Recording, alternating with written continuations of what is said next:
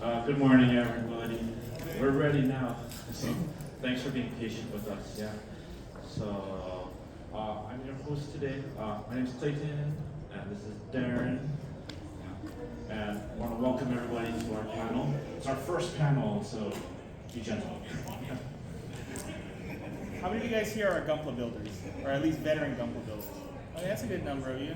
How many of you guys are new Gundam builders, have no idea what they're getting themselves into? Okay, Perfect. You're in the right place. yes. Yes. So we highly ask that, because we have some youth among the group, to welcome you as veteran builders. Please welcome them to the community, as we all do.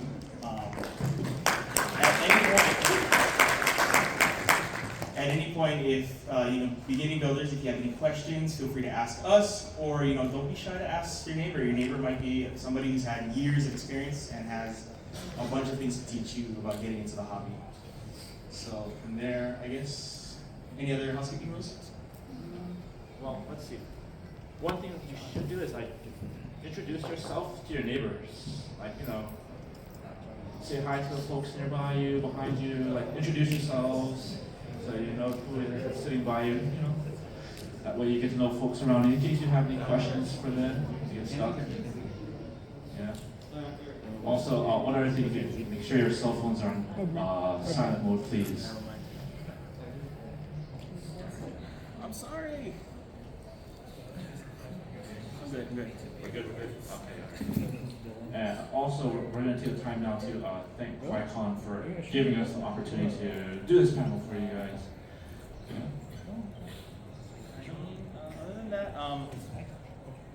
so for the beginning builders, do you guys have a kit that you guys building today, or you guys kind of just came in to kind of just see how what the presentation is about? Presentation. How many of you guys came here just to learn about Gunpla before figuring out if you want to go jump off the deep end and start buying plastic crack? Okay, that's a valid point. So yeah, we're gonna guide you kind of through what Gunpla is, how to get started in that, as well as let's say you build Gunpla already, but then you want to learn more about the series, you want to learn more about the suits, all that. We're gonna also go into that as well as where you should start in certain aspects. So I guess we'll start the presentation, I guess. For those of you who are builders already, I'm guessing some of you guys have your kits already out, I see. Let's see, a few of you. Yeah. Okay, so, let's get started, I guess. And if you do need any plastic crap right now, you can go downstairs to Michi's, with our partner, Darren. You can pick up one of the starter sets. They have some downstairs, and if not, if they have other kits too. I was looking over it yesterday, so plenty of nice options down there. So yeah, we're located at booth 1315 and 1317 in the dealer's room. We have some starter sets specifically, so you guys will be able to, build something within the time span of this panel.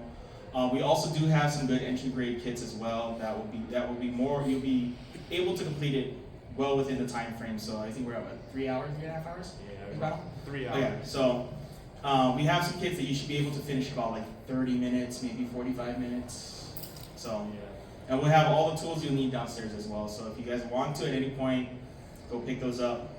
We highly recommend it just so that you get the full experience of this panel.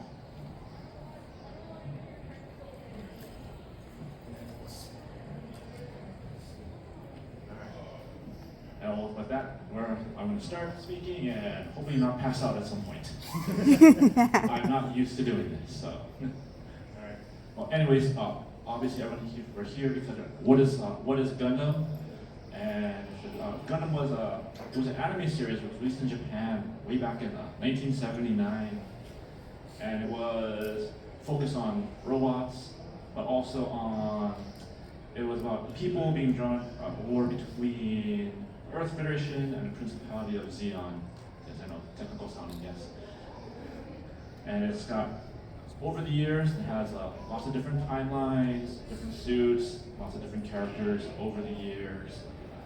And the most recent series, they have Iron-Blooded Orphan, and the current one right now is The Witch from Mercury. It's the one that everyone is talking about right now. You can find it on YouTube. Crunchyroll has it. And it's the current series going right now. And there's, of course, lots of other series as well. And then just recently, a couple years ago, 2019, they celebrated their 40th anniversary. You got room for one more? Yes. Shin Musha has graced us with his presence. Yes, we've been graced by the mighty Shin Mushas here. So, I did bring a sign for you in the back, so you. I think this is 1 by what scale now? This is like, I don't know. 1 by 6 scale maybe? 1/6 scale gun. But I guess so. This I think you got this one. Alright. And then of course, what is Gunpla? So Gunpla is from the name Gundam and plastic. So Gundam plastic model kits. It's a shorthand name for all the things that we have here, all the plastic crack. Yeah. And it was actually made to keep the series alive, because when the series came out, it didn't do so well, and then Bandai released their first line of model kits, and that's what got people interested, and basically it saved Gundam. If they hadn't done that, we wouldn't have Gundam right now. Yeah. So it's, they introduced their first line, it was in 1980, and it was $3. Okay. So, yes, inflation, yes, I know. Yeah. And then, so the first kids had very little posability. Like I think they could raise their arms, and that was pretty much it, I believe. Yeah. We actually bought. I think how many of you have gone to Don Quixote recently? Okay. How many of you guys have seen the gym kit that's sitting there on the shelf? It looks very old, and they're selling it for $15.99. Yeah, a few of you. I highly suggest you do not buy that. We bought one just as a joke to see how bad it was as a kit when it first came out. It squeaks every single time you move a joint. It's like nails on a chalkboard. So very limited posability for those kits. Like literally, I think the arms only move like this.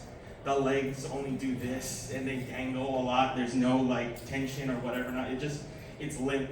If you pick it up, it's just gonna like ragdoll half the time. That's your first tip for today. Don't buy that kit.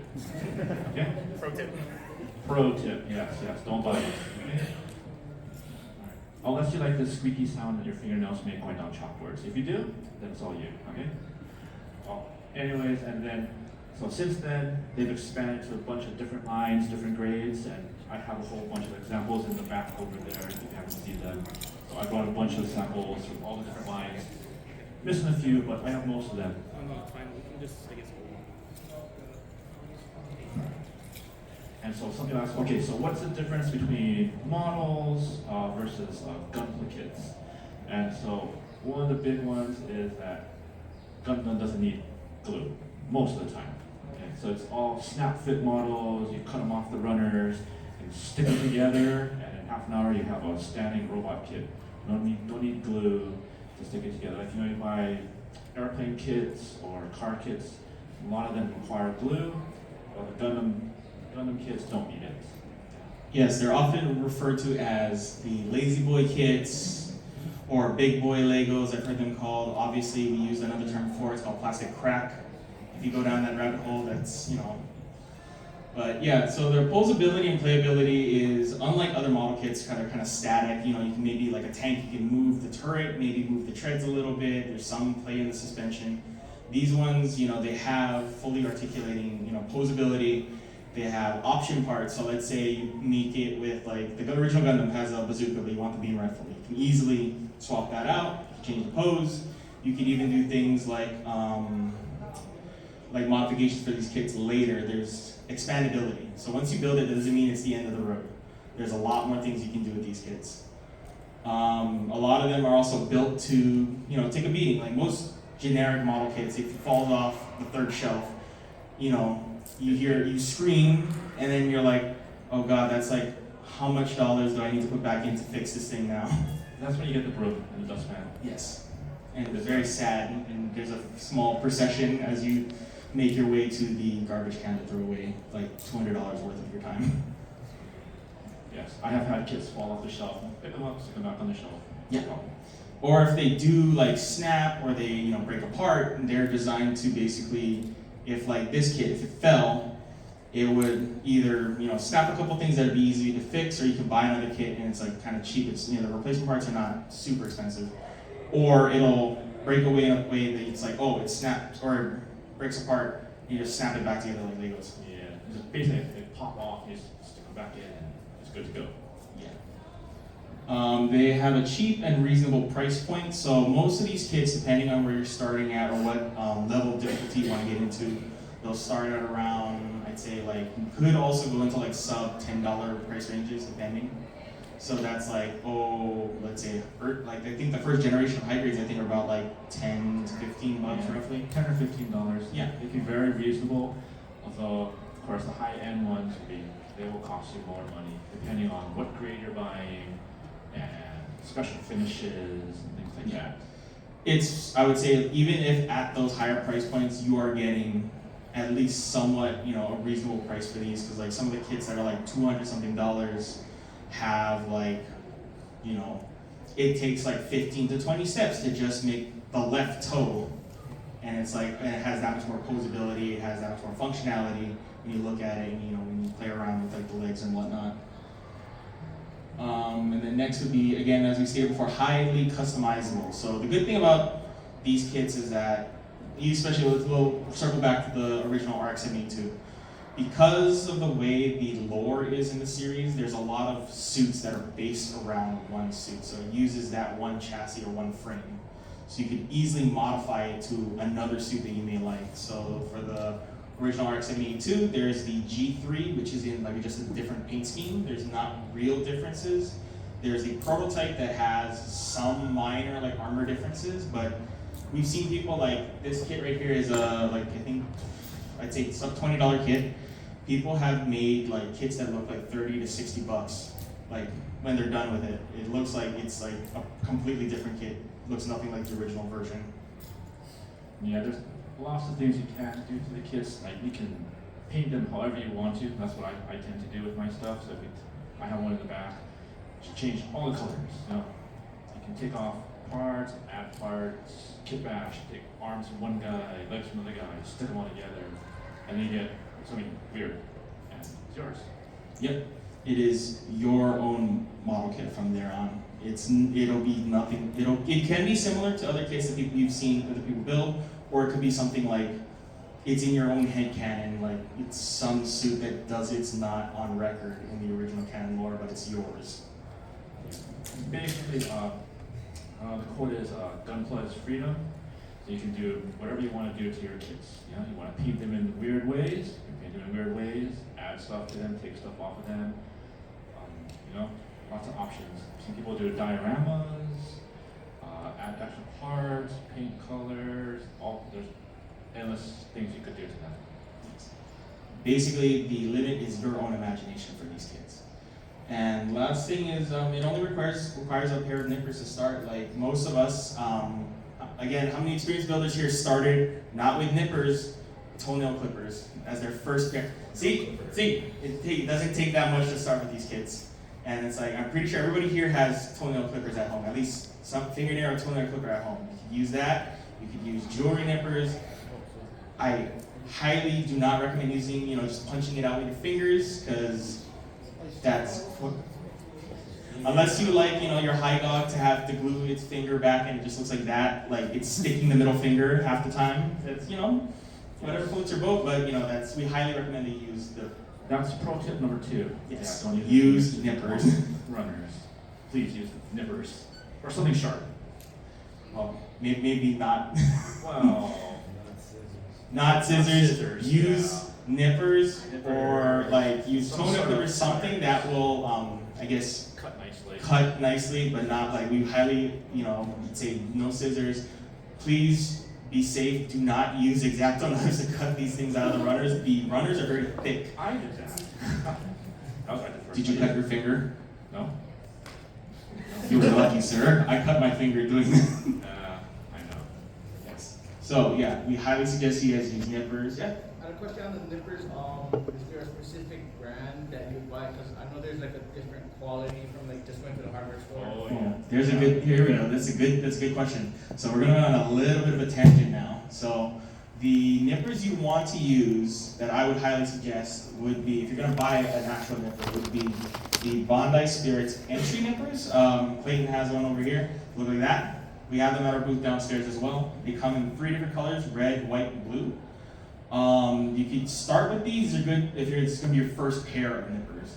From there, I would suggest you go up to the build-up nippers, which are slightly better. They have a better tension grip. The one Clayton has in his hand is God hands. So, here's another pro tip. Do not use God hands as your general nippers. That's not what they're designed for. They're designed for specifically the second cut. So when you, I'll bring up the controller.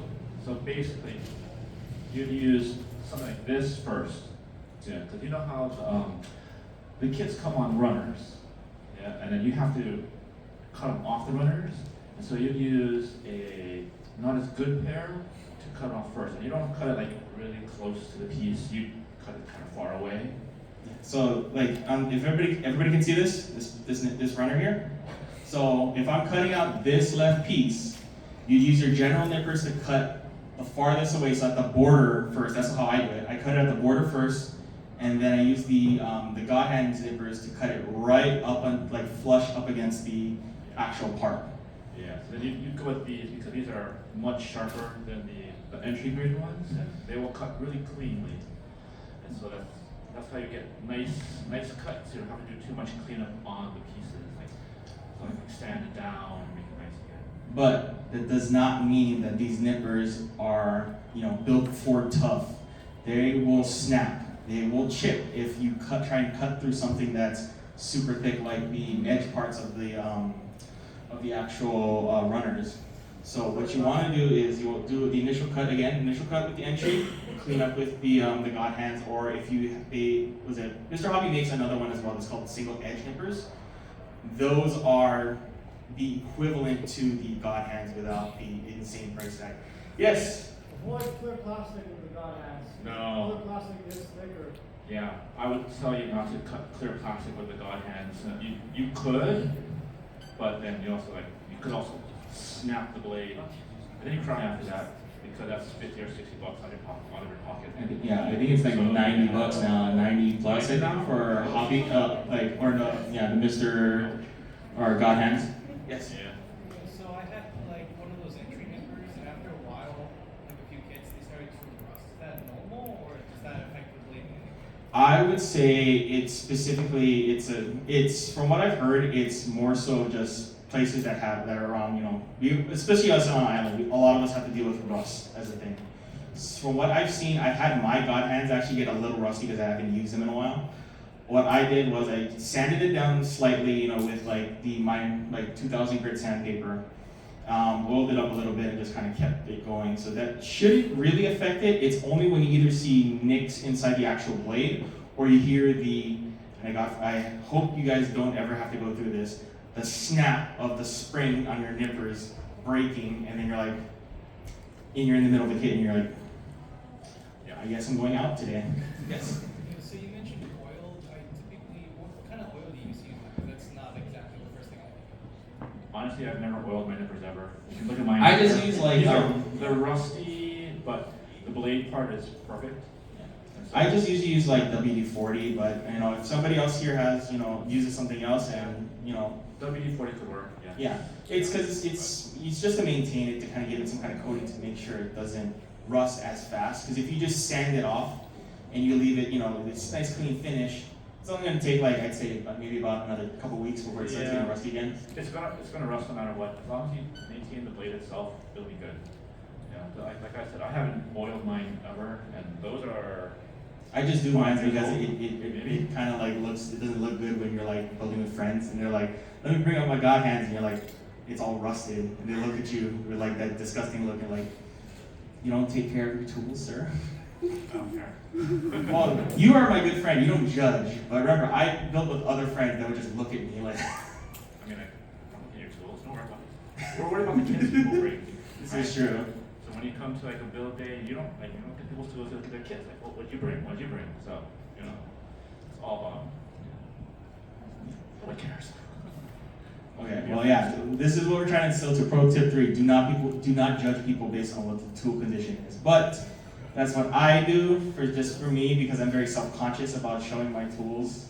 You know, when I have them out on the table when I'm building with other people, I don't want them to know that. Like for me, it seems like I'm not being dutiful in keeping my tools clean, and it could result in a lesser quality build for me.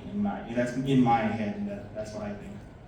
But I guess we'll pass on. Any other questions regarding nippers or no? Here's a good one. Why is it fun? Gonna take it away, Clayton? Sure. Well, I think I'll talk to a few folks, and you know, we've kind of just gone into Gundam over the years, Gunpla over the years. Like a lot of us, I bet, started off with other kits first, other types of things, and then moved into Gundam later on. And so, like we watched the anime, and we're like, oh, that looks really cool. Better? There we go. And so then just seeing the anime and watching the show, like, oh, I want one of those, and you go out and you find the kit, and you build a kit, and then you look at the kit when it's done, and you feel really good about it. Like, oh wow, I built that. And then you want more, and more, and more, and well, you get the hint, right? More. Before you know it, you are on plastic crack. But yeah, so going back to it, yes, it's an easy entry into the hobby. So basically, if you think about it, most I'd say hobbies cost at least what, a couple hundred, I feel like, just to get into it. At least to get all the appropriate tools, everything to get started. This one, like literally a kit could cost you like sub $20. A pair of nippers, like maybe 20 bucks. So like you're looking at 40 to 50 bucks.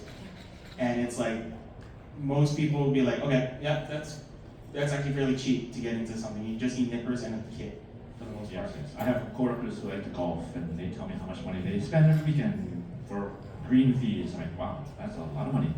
How many master grades can I buy with that? Yes, right. A nice set of golf clubs or Gundam kits. That's a easy Perfect grade. You have some downstairs. Yes, I do. So I'm pretty sure a perfect grade is cheaper than a bag with a couple sticks in it. Yeah, I think so. I did talk about some. One of the main ones up there for me is stress relief. So it's something I do after work.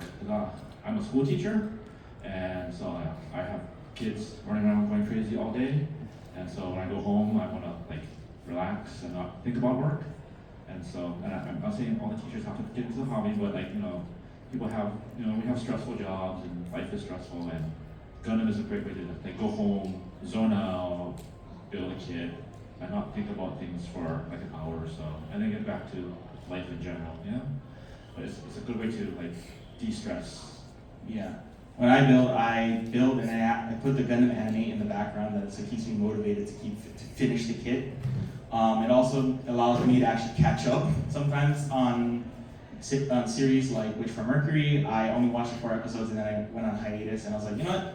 I do need to build another kit. Let me just put it in the background, and then I ended up watching it in its entirety, but also not finishing the kit. But yeah, so from there, sense of fulfillment when you complete it. So obviously, a lot of veteran builders here have felt that when you built the kit, it is yours now. This is a product of you built this with your own hands, and nobody can take that away from you. And each kit is different. I mean, they may look the same, but the build differences may show. It's like it shows your technique as a builder. Right, for all the experienced guys, you finish a kit and then you have it sitting on your table and you kind of sit back and look at it like, oh, cool, it's done. You feel really good about it. You spent a lot of time working on it, and it's finished, it's there, it's yours. And then one of the other good things is this is a good group activity and for lots of different ages. Because I'm currently running build days, and so we have builders from all over the island. They come. And then I have my students, they show up and they want to build, and we have lots of people who show up and all different ages. My mother-in-law built a Pokemon kit. So yeah, we had her nippers and here, build this, and she did it. She has 2 Pikachus now, And so it's a good activity for basically anybody. So there's kits and grades for young builders and experienced builders, and it's just a good way to get people together and talk and have fun and have a good afternoon building plastic model kits. Yeah, so I've had people come into my shop with kids that are like, I'd say below, like they're younger than 10 years old. And we have kits, recently Bond has been pumping out a lot of, if you guys seen the Pokemon kits, those ones, a lot of them do not require nippers to put together. So it's a good entryway for, younger builders that want to build, like their dad, like their mom. They can build alongside them, building the Pokemon kit while the mom and dad are building whatever kit that they have on their log. So it's fun for all ages, not only just the the experienced builders, or it's for everybody. Okay, then I guess this is the section where I have to take over, because as Clayton has said, that I'm apparently really good at remembering things, especially Gundam lore, and I would like to think I'm not, but okay. Yeah, We'll go from here. I watched some of the series, but not all of them. He is the pro here. I'm pretty sure I do see a few of my friends in the house that are just as big Gundam nuts as I am. I'm pretty sure one of them is sitting in that corner over there. And you can see another one over here wearing this white, jacket over, yeah, that's him looking at you. Hey there. So let's get, okay, so where do I start in the Gundam series? So obviously a lot of people think like, oh, I should start at the beginning. Well, technically yes, you could start at the beginning. You have your own Gundam journey to do. So basically it depends on where do you want to start. Do you like, slice of life, high school style, like anime series? Do you like very dark and brooding war stories? Do you just like depression? Do you just like being sad every single episode? There's a flavor of Gundam for every person out there. But we'll start with the original one, which will take place, majority of the Gundam series takes place in the Universal Century timeline. So that is the main canonical timeline. Think of it as, say, like the MCU, the Star Wars timeline, whatnot. In this timeline, there's a few key series. There's the original Gundam series, which is 43 episodes. That's kind of like, you follow the main protagonist, he gets a mecha. It's very 80s-esque mecha series. It's very, but then you realize that, you go in for giant robot fights, but you stay for like the political intrigue. There's a lot of backstabbing. They're very humanizing these characters.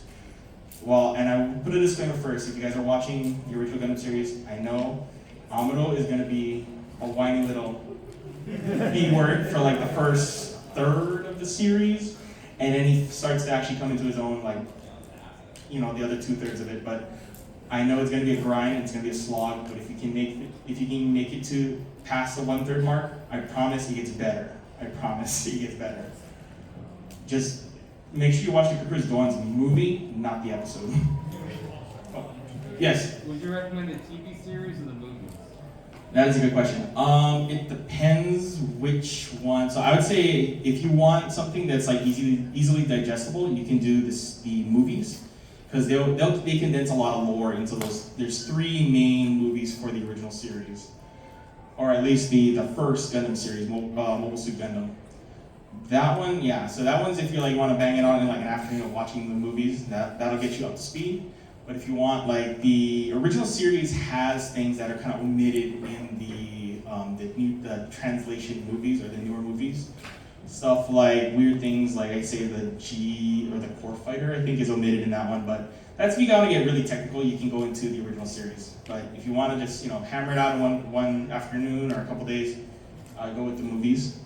And then another episode that takes place in like kind of almost at that series that takes place at the same time as the original Gundam is the 8th MS team. How many people in here like war movies? Specifically, like also Vietnam War movies. Oh wow, okay. I guess. So the 8th MS team is a very, I'd say, grounded in reality kind of movie, or not movie, but a series, because it takes place in Southeast Asia. It's about the grunts on the ground. There's no hero unit. The Gundams are mass-produced. There are prototypes, but they're mass-produced. And it's basically like a Vietnam War movie. So Gundams in the jungle. And If that sounds interesting, I highly recommend you guys watch it. It's a 12-episode OVA. It's easily digestible in like, I'd say maybe like a couple days watching it. It has some cool suits in it too, like really, I think they look cool. Yep. So from there, after that series, if you say you want, who here likes kind of like the role switch? There's no such thing as like the good guy, or the good guy becomes the bad guy. Who likes that kind of series? It's a good portion of you guys. So the Grips conflict takes place right after, or a few years after the original series. In that part of the timeline, the good guys, I guess, become more radicalized and they start like becoming the very thing that they said they were not supposed to become. So they become basically, what was a better word for that? Well, I say Nazis, but technically like they're like one swastika short of like being a Nazi. And you can kind of see it, like their tan uniforms turn like dark navy blue. All the guys are kind of like a-holes. I mean, it's a series if you like dark series that kind of like it gets kind of depressing halfway through. If you read the novelization, I believe that also gets even more depressing because the ending just like any Japanese I feel like movie. The ending there's no such thing as a happy ending. It's like a bittersweet ending. Yeah. And then, actually from there you can go to, Double Zeta. It's not required. It's a little weird because I feel like Tomino, the guy who made the Gundam series, he realized that Zeta Gundam was kind of a little too dark. And he tried to okay, I gotta tone it back up a little bit. We can't be going down this road. Otherwise, nobody's gonna watch my series because everybody's just gonna feel sad. Do not skip Double Zeta right into your home.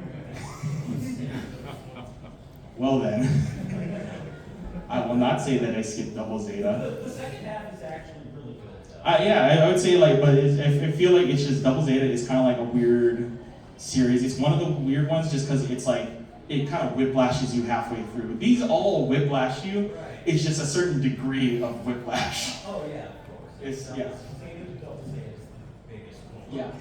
So Double Zeta is great in certain aspects. Yes. What was the one you mentioned with the Federation Nazis? Bricks? Oh, the Grips conflict. So that is Zeta Gundam. Okay. So you'll see memes like Camille is a boy's name, and him punching some random dude later. And also you'll see memes of Bright slapping all the Gundam protagonists, because that's how you become a man, is when the captain just slaps you across the face multiple times. It's not a Gundam episode until someone gets slapped. It's not a true Gundam series until somebody gets slapped. I mean, Or punch in the face. or Witchford Mercury, slap. Oh my god! Sorry, too soon? I'm sorry, you gotta remind people, this is not this is not a school series, this is a Gundam series. There is death around every corner. No, it's a wholesome Yuri show. I love it. For those of you who know, you know. So we'll move on to the next one is Shark's Counterattack. So that's a movie, so you guys can watch that as well. You don't need to actually watch any of the series. You could jump in at Shark's Counterattack. It's just, I would highly suggest watching some of the other series so that you get some of the context, because a lot of these series will make references back to other series to kind of connect them into one continuity. Shark's Counterattack, I've seen a lot of people that watch Shark's Counterattack, and for me, I did not know how much there's a specific character I do not like in that series. It is a girl that doesn't know what she's doing. I thought I didn't like her to begin with. I rewatched it in theaters. I left the theaters. I hated her even more.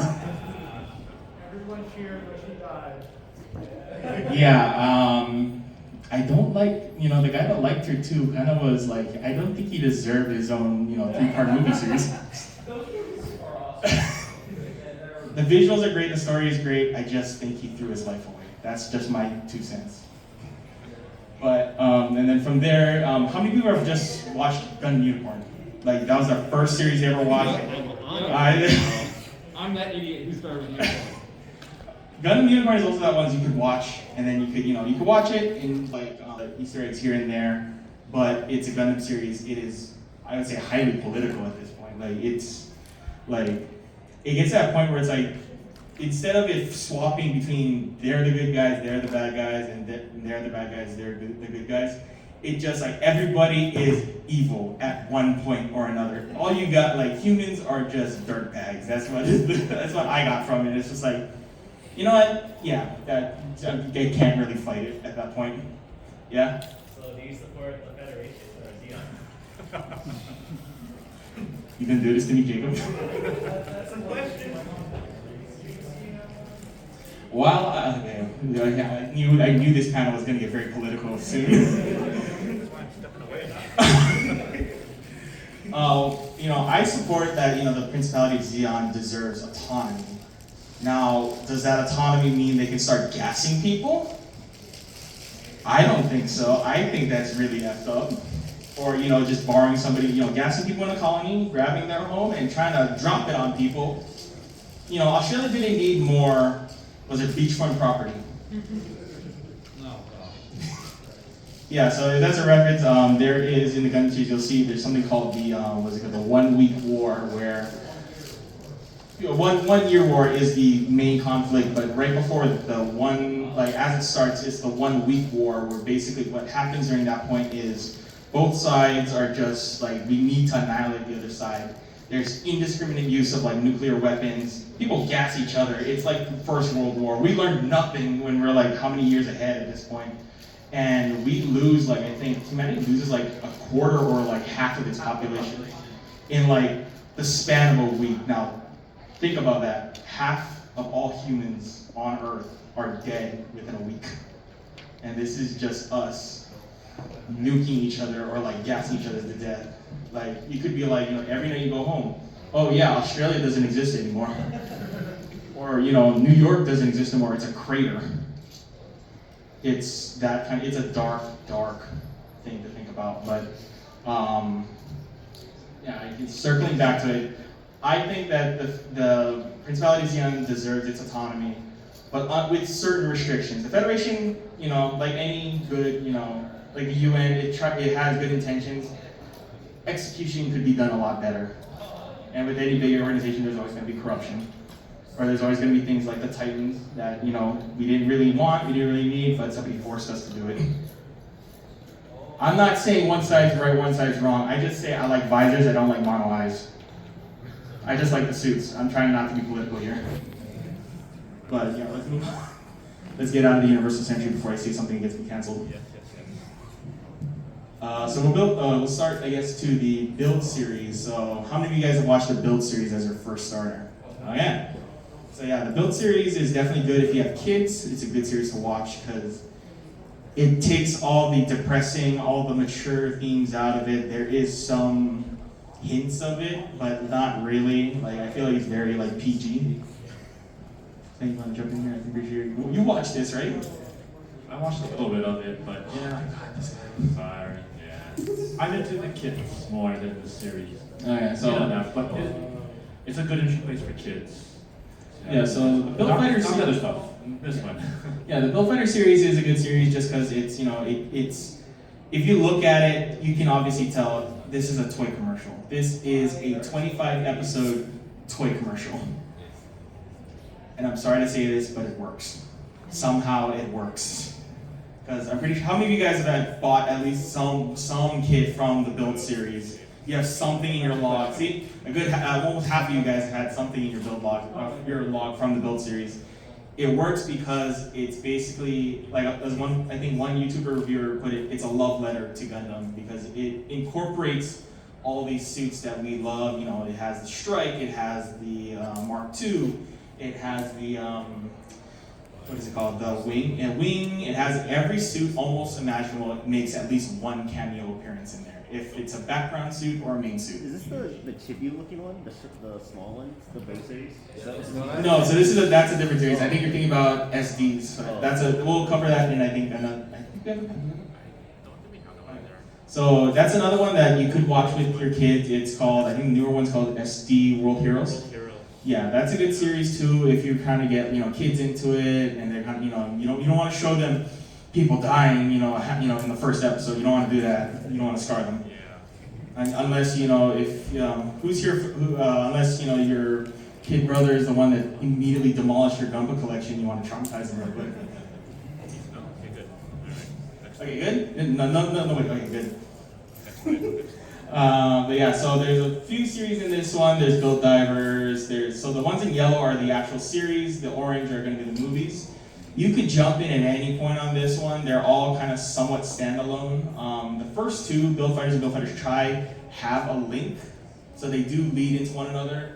The Build Divers series, I think, don't actually interact with the Fighter series, but we categorize them together because they're basically in the same universe.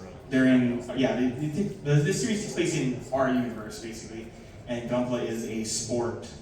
And, you know, like anything, we build plastic model kits and we battle them against each other and we break them and we repair them.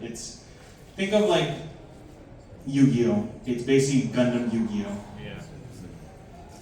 I will defeat you and you will become my friend. You will help me out later in the series. Yeah. But yeah, so that's a build series. I would highly suggest, like, if you want to get into, if you don't know anything, you don't want to get super heavy into like political stuff, start there. That would be a good series to start with, and then go from there.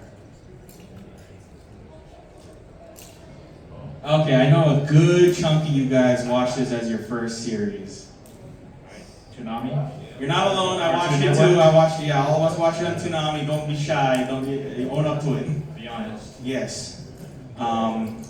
I remember it with rose-tinted glasses. Unfortunately, it has not really aged that well. It got so cringy. But it is a good series. You can watch it. When you watch it, I will put a warning though. It is very cringe. It is very edgy. It is a product of its time. You know, late '90s, early 2000 animes that want to have like the edgelord as the main protagonist. You'll soon. Oh yeah. Are we talking specifically the dub or the sub unit? I would say both because it's still kind of like you can kind of feel it a little bit. Like, okay, how many of you guys watched on Toonami?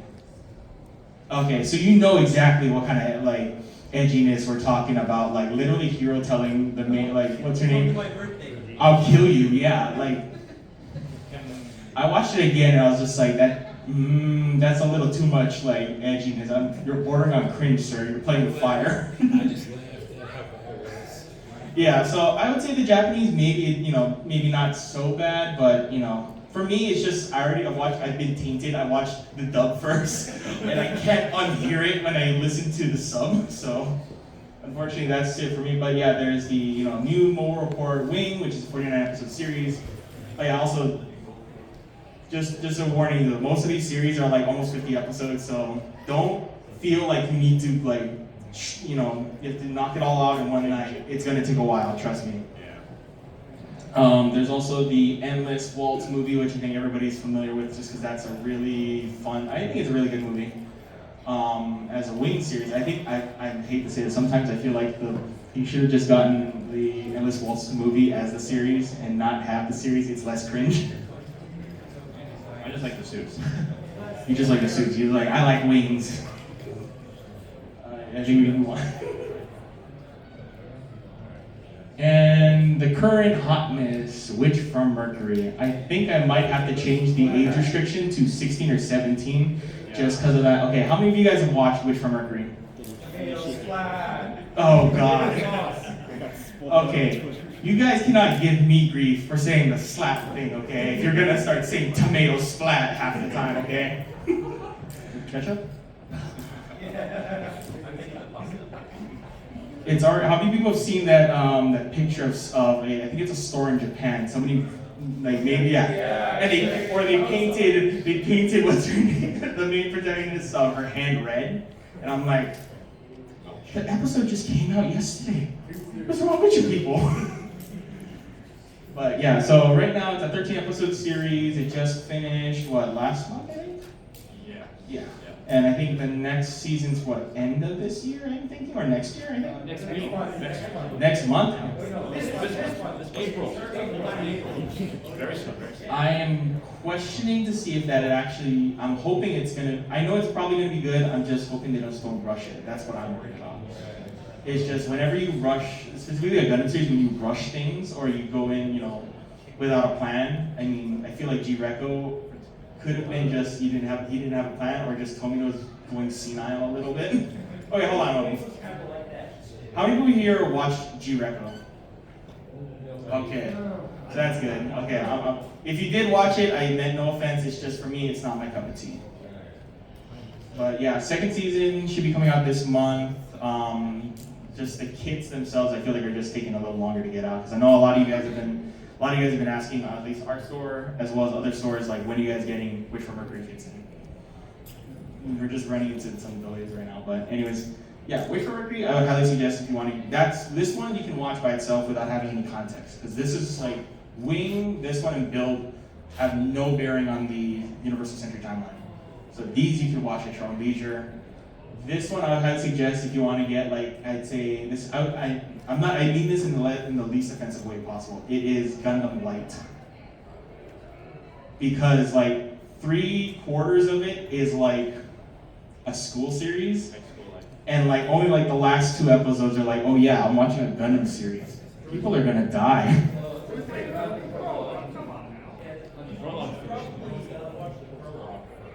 Oh yeah, I did, and that was just depression. Yeah, I needed the school arc in order to get me out of that one.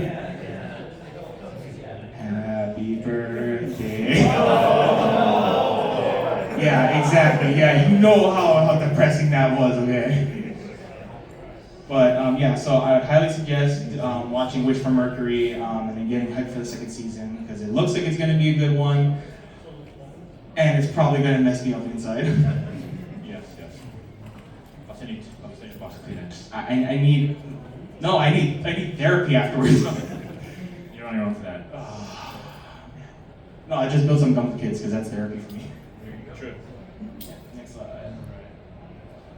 Okay, I'm going to turn it back to Clayton here because he is the Gunpla master. I guess, yeah. Oh, anyways, yeah, this is my area. So we're gonna talk about the different types of Gunpla that you can get your hands on, and I brought all of them too. So they're in the back, they're on the table over there if you want to take a look at them. So this is where I started off actually. I started off with these kits when I was, I don't know, like 10. Everyone remember Jellies? It was an old comic book store, yeah. And they sold these actually kits, and I remember finding them, and that's what I bought with my money. I was like 10. So, and it's they're called super deformed because they have big heads and tiny little arms and almost no legs. Yeah. Well, this one does. This is a cross silhouette one. It's the newer versions of the SDs that came out. But they're good for, like, they're a good entry point for people. They're easy to build. They're not expensive, and they're not expensive. You can do stuff with them, like the one I have in the back, it's painted, but other than that, there's not really too much more you can do with it, but it's a fun, easy way to get into the hobby. And, oh yeah, it says limited posability. These ones a little bit better, but the original ones, all they could do was this, and turn their feet. That's all they could do, I remember, and turn their heads a little bit, unless their horns were too large, because most of the ones in the old days had big, huge horns and big shoulders. So, but it's I think they're pretty fun, but I'm more into the bigger ones. Yeah, usually, like, I think these would be good if you have them for, like, if you work at a desk and you want to show, like, I love Gundam, but I don't have that much space on my desk. This is a good one to have on your desk. All right, the next series, this one I think a lot of people have experience with, is the high grade or HGs. And again, I have it in the back. This one is the newest one one of the newer ones from the Wish for Mercury that we're just talking about, which has a name that doesn't make sense when they say it in anime, so I'm not going to butcher it more. But anyways, they're 1/144th scale, so they're not too big. They're about that big. Again, you can put them on your desk if you want to. And they're not super expensive. They're generally pretty easy to build. I built it in a day. It was really easy. And let's see, reasonable price. You don't need that many tools. If you have nippers, you're good. And then lots of possibilities with it. Very customizable. There's a lot of aftermarket things too nowadays. People are 3D printing parts. I have seen metal pieces. metal thrusters. There's a group out there that makes metal inner frames for these kits, and they make them really heavy and really stable. And so there are a lot of guys out there doing all kinds of fun stuff with them. Very customizable, and there's a lot of them. So a big range of different types of kits. So if there's a kit that you like or a robot that you like, a good chance you'll find it as a high grade. So not so much a master grade, unfortunately, but good chance you'll find it in a high grade form. Yeah, so the way Bandai does their grading system, they use the high grade line as kind of like a test bed. So to see if it's worthy of moving up the ranks. It's kind of like if you guys are familiar with any kind of like rank system, it's like D tier. They see how good you are first. If you sell a lot of units, then you move up a grade. High grade, like you said, there's a lot of kits from that. A lot of them, even so, don't even get master grades, but the high grades like are really cool. One of them I suggest is the Gym Striker. I think that's only been a high grade. There's this Gym Semi Striker, I think, as a master grade, but it's a P Bandai thing. Yeah, so the gym, like some of these are proprietary specifically for high grades. So I think that's good. It doesn't mean it's usually, sometimes it's locked behind a paywall like P Bandai. I feel like half of us groan every single time they say they're gonna announce something, or they show a prototype and you're like, Nice. it's gonna be like a $30 kit on release, it's gonna be gone in a minute, and it's gonna be like $90 when I try and buy it on eBay. eBay.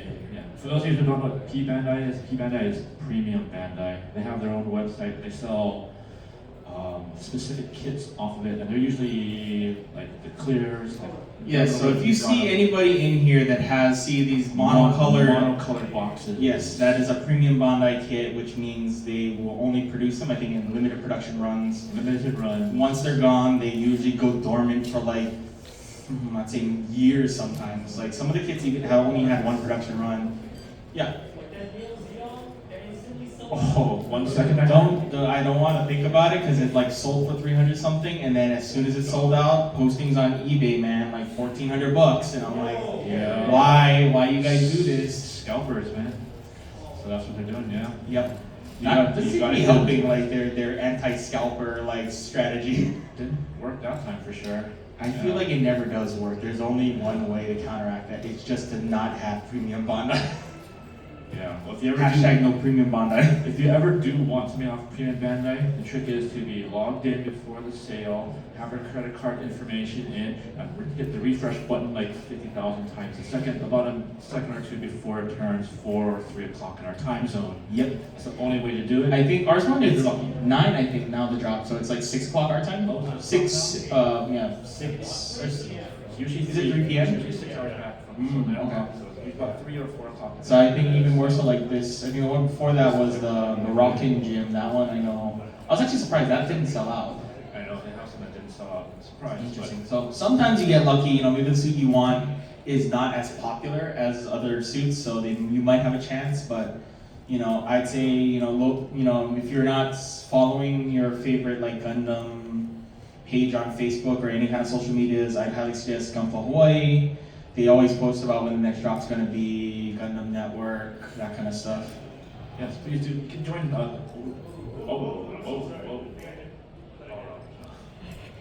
But yeah, you can join the Gunpla The darkest Hawaii. arc has now begun. Yes, yes. But you can join the Gunpla Hawaii. I'm a member of it. I'm sure some other folks in here are too. And you can always post and ask questions and all that. So you're a member? Yeah. Cool. Yeah. So you can always ask, and we have a whole bunch of people who are always like, willing to help out people, answer questions if you ever get stuck. Yeah. Yep. And yeah, vast selection, high posability. So these ones, like, I would say, like, they have the most posability just because everything, there's no inner frame, there's no things that could, like, it's attached to. If I bought the RG Gundam, that thing is crazy. It's great, yeah, but that's like, I feel like that's how many into that RG line that's in? I think it's almost 40 now. Yeah, okay. 39 or 40, I think which one it was. Okay, so we'll move on to the next section. Okay, I know a lot of people here build master grades. I feel like most people going straight into master grade. Yeah, this is where I started. After the SD Gundam, I stopped for a while, and I came back to the hobby. I hit master grade first. It's one of my favorite lines. This one or the RG line, and the master grades. They're 1/100 scale, and they're considered like a mid-tier. in terms of like difficulty level. So you're gonna need more than just, well, you could do it with just nippers, but if you're gonna do the master grade, you probably want to have other tools. And if you want to know like more, I can tell you about that later on. I brought all my tools and things, but you're gonna need sandpaper. Yeah, we'll be doing a Q&A section near the end of our presentation. So if you guys save your questions up until then. So they have it's got a fairly decent selection of the kits out there, but you know sometimes your favorite is not one of them, unfortunately, and you're begging Bandai for them to please bring it out at some point in the future. So Or you're begging them to stop making them as premium Bandai. or yeah, that too. You know, like the gym Enough can. unicorns. Okay, well, how many people here like gym cans? Okay, I guess it's just me then. Oh, wait, okay, I guess I got one. You're in my corner. Okay, got two. Yes, they have enough unicorns, so they need to do something different. Yeah. I feel like the unicorn needs to rest. That and the wing. I will say though, this line has lots of possibilities though, because I love to do paint and custom work, so this line has a lot of third-party companies that come out with things, again, metal frames inside, metal parts, metal etched parts, you can paint them, they're good size, there's lots of companies doing decals and other things to push your kits to the next level, and a lot of them are either for HDs or for the master grade line. So a lot of like custom choices out there, so you can really like make yours look like nobody else is out there, which is point. Yeah, so for this one though, I would highly suggest if you're planning on doing modifications, if it's your first time modding stuff, practice on a high grade first before you do a master grade, or make sure that you've built, this will be the second one of that kit that you've built, so you know exactly where each part intersects. That way you know how much space you have to play around with modifications. Yeah, some of them can be very technical, especially if you go like they have the Verca line. Those can be very technical. Lots of little pieces, little parts, and things will break and snap off if you're not careful. And everything I think fits very snug, so make sure that you have enough room, or you modify the kit to have enough room, especially if you're doing like LED lighting, Or if you paint. or paint. Yeah, you got to make sure that you're giving it an additional like gap, so it should be a slightly like loose if you're painting stuff that's going to overlap, just so that you're giving it enough space for it to move over without scraping off all your hard work when you move the kit around and the joint, or like panels will touch one another or they'll push up against one another. Yes, I've done that many times. Next we have the RG line, Real Grade, which is also one of my favorite lines. And this guy's in the back too. This is the special new Gundam, the Fukuoka one. It has a statue in front of the Lalaport over there. That's what this guy is. This scale is the same scale as the high grades, 1/144 scale, and they're way more complex. They all have inner frames, tiny little pieces where you need a magnifying glass for sometimes, because they're so dang tiny. And you drop on the floor, you're screwed, because you will never find it again. It's going to get swallowed up. Because let's face it, most of the carpets that everybody has at home, or most of the floors are gray, and you're gonna lose every like crucial piece. So with this, definitely. Oh yeah. I just want to like tell a story. My real grades, I was like messing around with the it fell onto my grade rug. I couldn't find it for a week, despite the fact that I looked on that carpet. Yep, like we've all done it. Experienced builders, you snap something, goes flying into the great beyond, and then you start turning on your cell phone flashlight and hoping it casts a shadow somewhere, and you'll notice it. All the time. Yeah, I blocked a part off of a real grade wing Gundam about 2 years ago now. Still haven't found it. So it's somewhere in my hobby room, and I have great carpet. So I'm never gonna find it. But if you put the anti-hose on the bottom of your vacuum cleaner, I tried that. Yes. I did. I vacuumed the floor, checked it, everything. Nope. Let it be known that these pieces that we're talking about, they defy the laws of physics. So they'll bounce, and then for some reason it's like, oh, it went that way, so it should be in that direction. No, for some reason it's in the opposite direction, behind something or on top of a shelf, and you don't see it until you're moving everything out. Or you're cutting it off the runner and okay, go buy a new kit. So yeah, for these ones, we highly suggest that you have a toolkit together. So now, like we said, with the master grades, not only nippers, Definitely. it's a full set. So we'll go more into that during the Q&A section. But yeah, it's a miniaturized master grade. So you're seeing, I would say even more complex because of the size compression. The scaling, the master grades are larger. These ones are smaller, so all the pieces are much smaller. Tolerances are much smaller, and you can break them really easily if you're not careful. Yeah. However, when you're done, they look incredible. They're extremely detailed compared to some of the other kits out there. Price performance is actually pretty decent considering most master grades you're looking at about $60 roughly. Yeah. Like entry $50-$60, and these are like $30 to $40. So Yeah. they're pretty good, but just be aware if you're. I highly suggest this not be your first kit that you cut your teeth on. I've had a few people that have started with this and they're like, yeah, it's fine, and I'm like, I look at them, I'm like, am I just that bad? I went the correct. I feel like I went the correct route. High grade, master grade, and I effed up a real grade, and I went back down. Yeah, you will find some of the earlier ones. They have that inner frame that they made. It's all the inner frames all on the runner, and over time they get kind of weak. Mm-hmm. So anything post, I think it was after the unicorn kits came out, they were pretty good. So Yeah. So for those of you who are starting off, certain kits will require some maintenance, especially the high grade line that has rubberized polycaps. Those will need to be replaced, I feel like every, 5 to 10 years, because they'll start losing their rigidity. they'll wear out. Yeah. Basically. The good thing is most of these polycaps are interchangeable. So if you have a backlog of kits or you had a bunch of kits that you've built already and you have spare parts for, Yeah, just grab 9 times out of 10 you'll find the part that you're looking for, a replacement polycap, because usually they'll give you extras. If not, obviously during this panel we highly suggest you make friends with other people, other Gundam builders. We help each other out more often times than I've gotten helped out, and I've helped out more people more than I've been able to count, basically.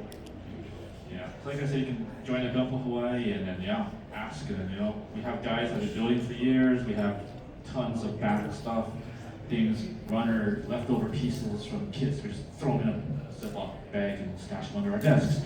So, Or you build mega size and you only have a use for that second beam saber effect. And I had a customer come in and he was looking for that beam saber effect, and I was like, I think I have one left, and it's just on my ear. I'm not going to use it. Take it. So we help each other out. We highly suggest as veteran builders help out the newbies, show them the ropes, give tips and tricks, as well as helping them out with replacing parts.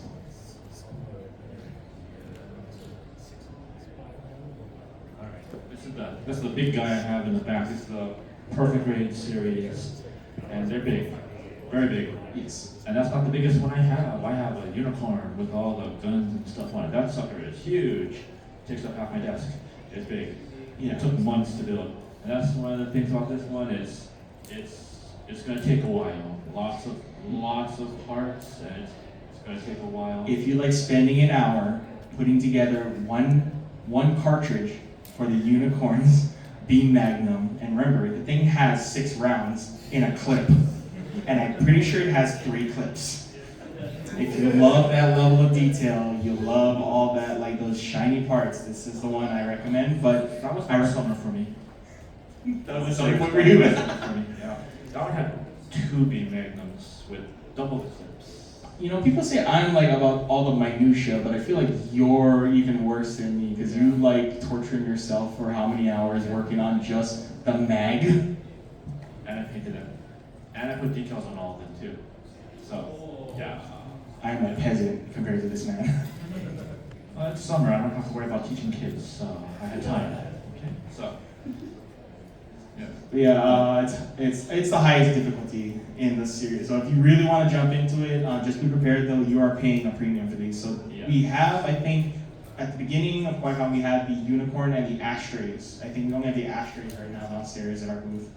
Those run at, I think for our booth, they're like $271.99. So you are paying a pretty penny. You are paying a good amount for these things. But this will take you, if you are a beginning builder, I would say couple months probably of building, and this is like you doing 4 hours every night working on this thing. Yeah, it took about 3 months or 4 months to finish the unicorn I had. That came with everything. LED, everything, I think. LEDs, everything in it. So, yeah, very, very expensive. But then when you're done, you have. Oh. I don't know if that was aimed towards us, because I feel like I've whiplashed you guys earlier. Boy. Time to play out. When you're done, you will have that attention grabber for your shelf. You stick it in the middle of the shelf, and everyone will look straight at it, and you've got them. So they're an excellent centerpiece, I should say, for your shelf. Yeah. Yeah. And then this is very low customizability. Unless you like spending like triple the cost of the kit to find parts to mod these things, you are not modding these. These will stay the way they are. And most of these, like this is if like you are, you're the cool kid. Like as a Gunpla, if you're the cool kid, you get a perfect grade. If not, you are stuck at like peasant level HGs. That's all you ever be. Yeah. In terms of customization, you can paint them, and that's kind of about it. Yeah. So there's not that much out there. I think there's some. We have friends who have they do for like the pro guys resin kits, 160 scale for this. But How many of you guys are that's familiar with that's resin? Or really resin kits? far out. Oh yeah. Yeah. Yeah. Resin it's It's like I'd say more brittle. very brittle, also extremely toxic. Yeah. So like how we sand our pieces. You gotta wear a mask. You can't do that. You have to wear full like gear Yeah. because it's highly toxic. You breathe it in, it's going in your I lungs. think we have a question from the rear. Yes. Yeah, this one. So that one right there actually does have an LED in it, but it's not on right now. Yeah. So most of these, I think the newer ones have LED systems, Yeah. but they are another $100 to $200 Yes. to install into these. The things. unicorn, I paid for the kit. I paid for the extra kit that goes with it for the perfectibility, and then I paid for the LED kit too. So I paid well over $800 for all those pieces, and that was my budget for the year, basically gone. So yeah, the LEDs, and it was a tight fit getting that sucker in there. So if you were a new builder, you are not getting it in there easily. Yeah, it you was are. This is like this. If you are getting Christmas gifts still from your parents, this is 2 Christmas, 2 birthdays, and like that one Sunday they decided to be nice to you. So yeah, be prepared that you are committed to this. It's like a car. You are committed to this thing. Yeah. So this is it's gonna hurt your wallet in a lot of ways. I'd say it has decent posability, right? Yours one. Yeah, they're good, but then you don't want to like wreck them because you spent so much money on them. So yeah, but you're being gentle with them. Yeah. There's as we said before, very small. As you go higher into the lines, the amount of variety in them kind of like It shrinks. Yeah, it shrinks. I think right now, perfect grades, there's only like 10, maybe Yeah. less than 10 Less different than. versions, or Unicorn. less 10 base models. Yeah. Yeah. Well, if you love unicorns, there's tons of those. You know, have if the you shiny like, gold version. if you like spending like 1 to 2K on like the Fenix, or you like you just like Nike Gundams, just. I'm sorry, Jacob. You're looking at me. I just had to take that jab at you. You were asking for it. But yeah, so if you like unicorns, there's a decent selection of those. The RX-78 has like 2 iterations, I think, right? In the perfect grade line. There's the original and The original I had. the Unleashed with metal Yeah. parts. I swear, that thing, it's like I saw how difficult that was. I was like, I better get like an engineering degree after putting this thing together. Yeah, I saw how technical that thing gets. It's like I should get an engineering degree. It's like I put in like my 4 years worth of college work just putting this thing together. It's not bad. So it's actually pretty Again, simple. I am a peasant in this man's presence. Alright. Did we make a slide for the? There's one grade above this, and as far as size goes. Mega. Yeah, we don't have a slide in here for. There is another size. It's called Mega. It's So- a giant HG, so we're talking like it's 1/48 scale. Yeah, full 48 scale, and it basically is a giant high grade. So like the leg is bigger than the perfect grade back there, but like 80 to 90% of that is hollow. Hollow, yeah. The good thing is it's a low selection. Yeah, you can put a lot of stuff in there. Like you could easily wire up LEDs in there. We thought about actually having it's like a venting thing. So we wanted to actually create the vent so that RX-70 would have smoke coming out of the mist coming out of the vents. You could easily install something in there. There's enough space in it. It's like a hollowed out giant statue. If you want PG light, you go with mega size because you're spending half the cost of a perfect grade. Yeah. I did bring another one up. It's in the back over there. It's one of Bandai's newer lines. It's called the Masquerade SD line. So it's their SD line and their Masquerade line squished together. So it's got really unusual proportions, but it's like Masquerade level inside. So it's got a frame. It's got all the color separation. I feel like I see half of you guys that are like veteran builders saying, "Why did they even try to do something like that?" I love it. It makes no lick of sense. I want more. They have to have more. But not that. That's. Wait. What are we at? Oh, right. Well, it should be good on time. Like we're only like an hour in. So I don't know. Okay. Well, continuing on that. So what's the next? Our next slide. Okay. Here's the one. So I know a few of you have heard of the GBWC. Who here hasn't heard of the GBWC before? Okay, that's okay. This will be a good one to talk about. So the GBWC stands for the Gunpla Builders World Cup. So basically, what this is, it's a international tournament that Bandai hosts every year. Obviously, the past few years they had to cancel them due to the Rona. Then they did it online somehow. They sent a picture. I question that one. I think so much. And But they just finished the last one. It just ended just recently. And if you want to see pictures, my brother sent me pictures. He was in Japan. They had the winners for the GBWC. They had them in Tokyo. So I have pictures of what the winners' kits look like, and they're way beyond what I can do. So yeah, there's the regional qualifiers for these. So I think if you guys, how many of you? What? Oh yeah, I don't know. I think he still worked today. So the regional qualifiers are usually held. I had a few of them here at Kawaii Kon. I think last year or the year before like 2019, had the regional qualifiers here. So you had to bring it here. It got graded. If you made it within like the first 3 podium finishes, you were selected to move on to, I guess, the next one from Hawaii. You'd move to the West Coast. So you'd be competing with everybody in the West Coast of the United States. You at least finished, I think, first or second in that one, then you would move into the actual championship, which will be in Japan.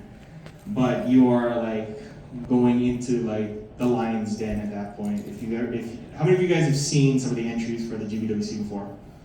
Yeah, you know, like there is kids in there. You're wondering how the hell they did that. Yeah, they have. It's ridiculous that the level of skill required. It's nuts. Are you building a new submission each round? I think you're locked in with your one submission. So, but yeah, like when you think about it, like you may be the best here, and then when you move into the next round, you're like, peasant. I am a peasant. Especially when you look at like the builders from like Asia. Yeah. I feel like some of these guys, it's like their whole thing. They spend the whole year just making that one kit. I think it's their entire life. Yes. Build that one kit. Yes. The amount of detail and time it would take is. I was happy at the last one that Japan didn't win, because it seemed to be a trend that Japan would always win the competition that they host. I think last year, this past year, last year it was Thailand, I think it was. Yeah, so I was kind of happy. I was like, finally, we have a new reigning champ. It was, like I said, if you want to see it, I can show you later. It was a gorgeous kit. It was beyond. The one before that, I think, was just like, it was a recolored Exia in like a weird like diorama. I was like, how did that win first place? Their winner was. Yeah.